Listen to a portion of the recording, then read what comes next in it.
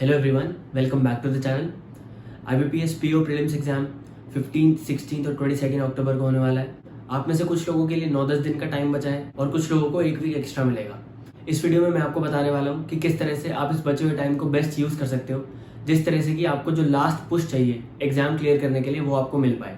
अब तक सभी लोगों ने पढ़ाई की होगी, लेकिन कुछ लोग ऐसे भी होंगे जो अपनी परफॉर्मेंस से सेटिस्फाइड नहीं होंगे अगर मॉक्स की बात करें तो मैं आपको बताने वाला हूँ कि एग्जाम डे तक आपको क्या क्या करना है और किस तरह से करना है, जिससे कि आपका जो स्कोर है वो इंक्रीज हो पाए एंड इस बार आप IBPS PO प्रीलिम्स क्लियर कर पाओ। सबसे पहले तो ये समझना जरूरी है कि चाहे आप पिछले 2 महीने से पढ़ाई कर रहे हो, चाहे आप पिछले 6 महीने से पढ़ाई कर रहे हो, अभी आप बिल्कुल लास्ट स्टेज पे खड़े हो, 10 से 15 दिन का टाइम बचा आपके एग्जाम में, तो अभी आपको गिव अप नहीं करना।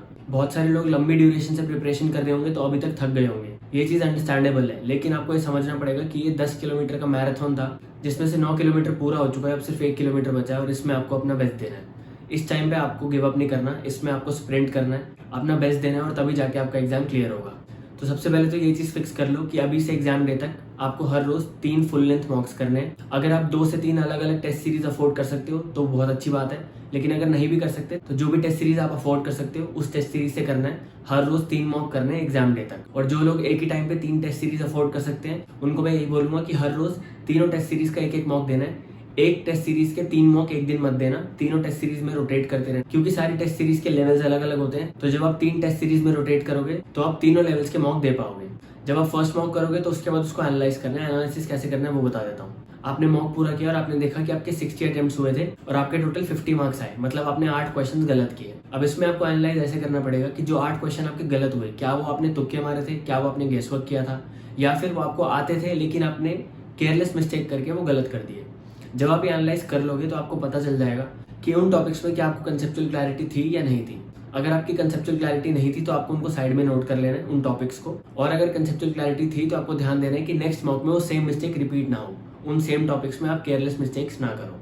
इसके बाद जो बचे हुए 40 क्वेश्चन हैं जो आपने अटेम्प्ट नहीं किए, आपको उनको एनालाइज करना है और ये देखना है कि उनमें से ऐसे कौन से क्वेश्चन थे जो आपको आते थे, जो आप कर सकते थे और आपने नहीं किए, तो उन टॉपिक्स को आपको अलग से नोट डाउन करना है। और आपको ध्यान देना है कि जब आप नेक्स्ट मॉक करो तो आप उन टॉपिक्स के क्वेश्चंस जरूर अटेम्प्ट करो जो आपको आते हैं। ऐसा बिल्कुल नहीं करना कि जो आपके सामने क्वेश्चन आ रहा है आप सीधा उसी से शुरू कर दो, चाहे आपको टॉपिक आता हो चाहे ना आता हो, आपको वो छोड़ देना है। अगर आपको उसमें कॉन्फिडेंट फील नहीं है उस पर्टिकुलर टॉपिक में तो आप उसको छोड़ दो, नेक्स्ट क्वेश्चन पे मूव ऑन करो। क्योंकि IBPS PO प्रीलिम्स का एग्जाम है, क्लरिकल लेवल का एग्जाम नहीं है जिसमें आपको 95 अटेम्प्ट करके आने पड़ेंगे।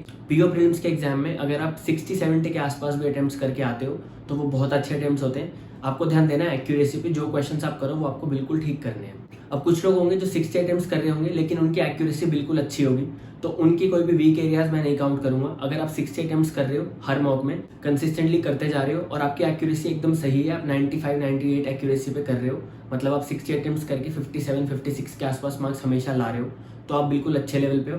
आपको सिर्फ हर रोज मॉक्स करने हैं, हर रोज 3 मॉक्स, एंड इसके साथ आपको हर रोज 1 घंटा देना है तीनों सेक्शंस को। Counts, reasoning, English. कॉन्ट्स को 1 घंटा देना है, उस 1 घंटे में आपको कॉन्ट्स के 2 सेक्शन मॉक भी करने हैं।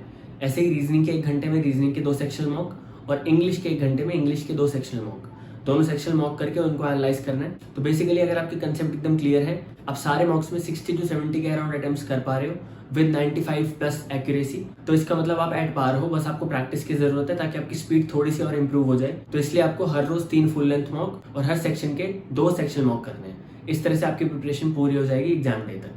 अब बचे हुए वो लोग जो मॉक करते हैं 60 क्वेश्चंस कर लिए लेकिन एक्यूरेसी 80-85% के आसपास रुक रही है, 60 अटेम्प्ट्स करे तो 50 मार्क्स आए, या फिर अटेम्प्ट्स भी थोड़े कम हो रहे हैं, तो जैसे आप 3 फुल लेंथ मॉक्स कर लोगे उसके बाद जब 1-1 घंटा तीनों सेक्शन को देना है तो उस 1 घंटे में आपको सेक्शन टेस्ट ना करके आपको पर्टिकुलर टॉपिक करना है जिसमें आपको प्रॉब्लम आ रही है। उस पर्टिकुलर टॉपिक की आपको ज्यादा प्रैक्टिस करनी है। जैसे कुछ लोग हो सकते हैं जिनको DI में प्रॉब्लम आ रही है, DI हर बार गलत हो रही है, या DI में 5 क्वेश्चन में से 2 क्वेश्चन सही होते हैं, 3 गलत होते हैं, तो आपको देखना पड़ेगा कि 3 गलत क्यों हो रहे हैं। या तो वो कैलकुलेशन मिस्टेक है या आप क्वेश्चन को ठीक से समझ नहीं पाए। अगर तो वो कैलकुलेशन मिस्टेक है तो वो प्रैक्टिस से ठीक हो सकता है एंड आपको कॉन्सेंट्रेट करना पड़ेगा, थोड़ा ज्यादा फोकस रहना पड़ेगा जब आप वो क्वेश्चन सॉल्व कर रहे हो। और अगर आप वो क्वेश्चन ही समझ नहीं पाए इसलिए वो क्वेश्चन गलत हुआ, तो जो बचा हुआ 1 घंटा जो आप कॉन्ट्स को दोगे अलग से, उसमें आप DI की प्रैक्टिस करो, उसमें देखोगे किस तरह से क्वेश्चन सॉल्व होते हैं और फिर उसकी प्रैक्टिस करो। मैं ये नहीं बोल रहा कि अभी आपको कोई नए कंसेप्ट सीखने, लेकिन जो कंसेप्ट आपने ऑलरेडी सीखे हुए हैं उनको आपको ब्रश अप करना पड़ेगा। उनमें अगर आप कुछ गलतियां कर रहे हो तो उनको आपको ठीक करना पड़ेगा, तभी जाके आप एग्जाम डे तक उतने एक्यूरेटली क्वेश्चन सॉल्व कर पाओगे जितने एग्जाम में रिक्वायर्ड है।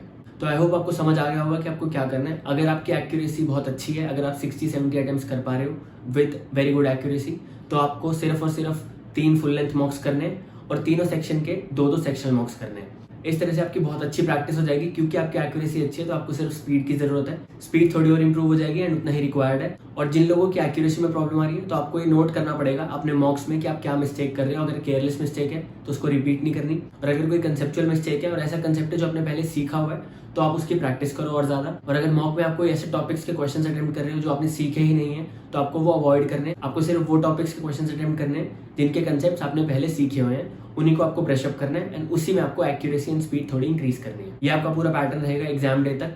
जो आपका मेजॉरिटी ऑफ द कंपटीशन है वो प्रीलिम्स में ही आउट हो जाएगा, तो आपको प्रीलिम्स में कट ऑफ से ऊपर मार्क्स लाने पड़ेंगे एट एनी कॉस्ट, तभी जाके आप मेंस में अपीयर कर पाओगे।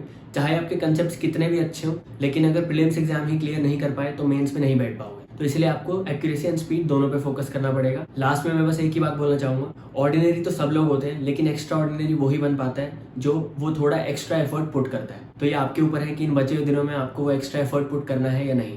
आई होप आपको वीडियो अच्छी लगी होगी। वीडियो को लाइक करें, शेयर करें एंड चैनल को सब्सक्राइब जरूर करें। Thank you so much.